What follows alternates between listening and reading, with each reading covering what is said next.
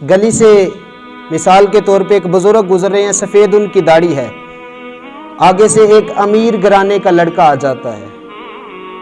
اس کی سوسائٹی اچھی ہے، اس کا بیک گراؤنڈ اچھا ہے، مال و دولت ہے، اس کے پاس جائیداد ہے، چودھریوں کا بیٹا ہے، لیکن گزرتے ہوئے بزرگ سے اسے کوئی کام تھا تو اس نے کہا انکل جی ذرا میری بات سننا، یعنی بڑے ادب سے اسے بلایا ہے، تھا چودھریوں کا بیٹا لیکن جب انکل کو بلایا تو کہا انکل جی چاچو جی میری بات سننا ذرا۔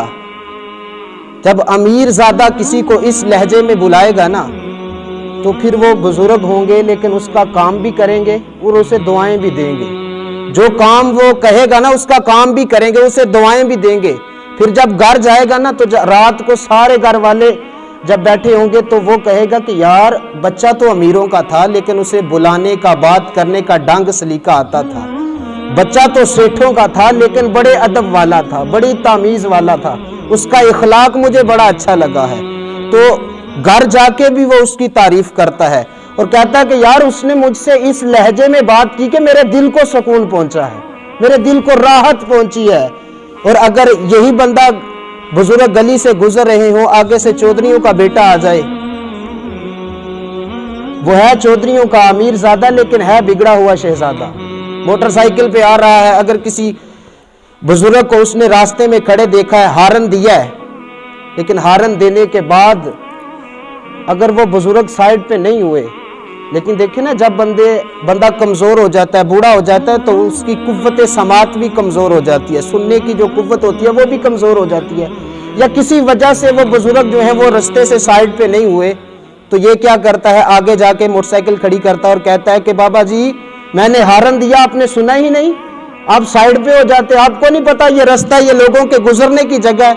آپ سائیڈ پہ نہیں ہوئے، پتہ نہیں کہاں سے دیہاتی اٹھ کے آ جاتے ہیں۔ یہ اس کے بولنے کا انداز تھا، یہ اس کا لہجہ تھا۔ اب خیر وہ بزرگ تھے، بوڑھے تھے اور تھے بھی کمزور، لیکن آگے سے کچھ نہ کہا، خاموشی سے کھڑے رہے۔ وہ تو اتنے الفاظ کہہ کے چلا گیا، لیکن یہی بزرگ جب گھر جاتا ہے نا تو اس کے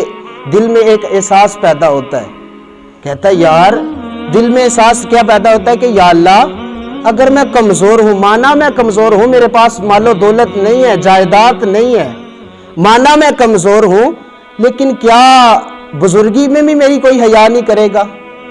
کیا اس بوڑھے پن میں مانا میں کمزور ہوں لیکن کوئی ان سفید بالوں کا حیا بھی نہیں کرے گا؟ تو اس نے بے ادبی کی ہے اور اس کو تکلیف پہنچائی ہے۔ تو جو ادب کرنے والا تھا نا اس نے اس بوڑھے کو سکون دیا ہے، لیکن جو بے ادبی کرنے والا تھا اس نے بوڑھے کو تکلیف دی ہے۔ تو جو ادب کرنے والے لوگ ہوتے ہیں نا یہ ہمیشہ معاشرے میں امن پیدا کرتے ہیں، ان کی وجہ سے لوگوں کو آزمائش کا سامنا نہیں کرنا پڑتا، بلکہ ان کی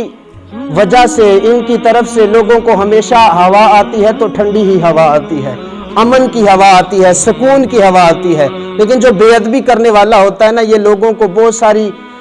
پریشانیوں میں، بہت ساری مصیبتوں میں ڈال دیتا ہے، بہت ساری آزمائشوں کا اسے سامنا کرنا پڑتا ہے۔